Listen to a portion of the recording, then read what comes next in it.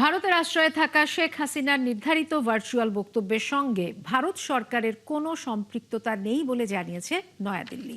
পররাষ্ট্র মন্ত্রণালয়ের মুখপাত্র রণধীর জয়সওয়াল আজ এক প্রেস ব্রিফিংয়ে আরও জানান, বাংলাদেশের প্রধানমন্ত্রী তারেক রহমানকে বিমস্টেক চেয়ারম্যান হিসেবে ব্রিক্স সম্মেলনের আউটরিচ অধিবেশনে যোগ দিতে আলাদা আমন্ত্রণ জানিয়েছে ভারত। বিস্তারিত জানাচ্ছেন নাদিয়া শারমিন। গত সোমবার বিকেলে তেজগাঁও কার্যালয়ে প্রধানমন্ত্রীর পররাষ্ট্র বিষয়ক উপদেষ্টা হুমায়ুন কবিরের সাথে সৌজন্য সাক্ষাৎ করেন ঢাকায় নিযুক্ত ভারতের হাইকমিশনার দীনেশ ত্রিবেদী। এ সময় 5 আগস্ট ভারতে থাকা শেখ হাসিনার সংবাদ সম্মেলন নিয়ে কথা ওঠে। শেখ হাসিনা সহ কার্যক্রম নিষিদ্ধ সংগঠনের কোনো ব্যক্তি যাতে ভারতের ভূখণ্ড ব্যবহার করে কোনো রাজনৈতিক বক্তব্য দিতে না পারে সে বিষয়ে এ সময় ভারত সরকারের সহযোগিতা চায় বাংলাদেশ। পরদিন দিল্লিতে পররাষ্ট্র মন্ত্রণালয়ের নিয়মিত প্রেস ব্রিফিংয়ে এ নিয়ে প্রশ্নের জবাবে কথা বলেন পররাষ্ট্র মন্ত্রণালয়ের মুখপাত্র রণধীর জয়সওয়াল। আপনি যে মতবিনিময়ের কথা বলছেন তা একটি বেসরকারি সংবাদ মাধ্যম দ্বারা আয়োজিত।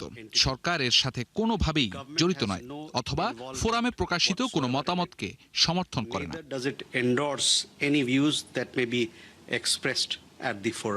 এদিকে এক প্রশ্নের জবাবে ভারতের পররাষ্ট্র মন্ত্রণালয়ের মুখপাত্র বলেন, ব্রিক্সের নিয়ম মেনেই আমন্ত্রণ জানানো হয়েছে বাংলাদেশের প্রধানমন্ত্রী তারেক রহমানকে।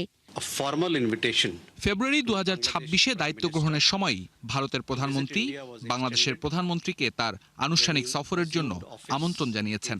ব্রিক্স সম্মেলনের বিষয়ে বর্তমান বিমস্টেক চেয়ারম্যান হিসেবে তাকে 18তম ব্রিক্স সম্মেলনের পার্শ্ব অনুষ্ঠানে যোগদানের জন্য আলাদাভাবে আমন্ত্রণ জানানো হয়েছে, যা নয়াদিল্লিতে অনুষ্ঠিত হবে।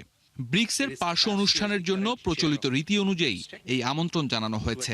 অন্যান্য আঞ্চলিক গোষ্ঠীর প্রধানদেরও একই পদ্ধতিতে আমন্ত্রণ জানানো হয়েছে।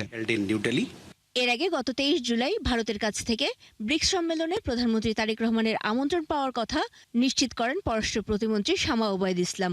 আনুষ্ঠানিক আমন্ত্রণ আমাদের পররাষ্ট্র মন্ত্রণালয়ে এসেছে।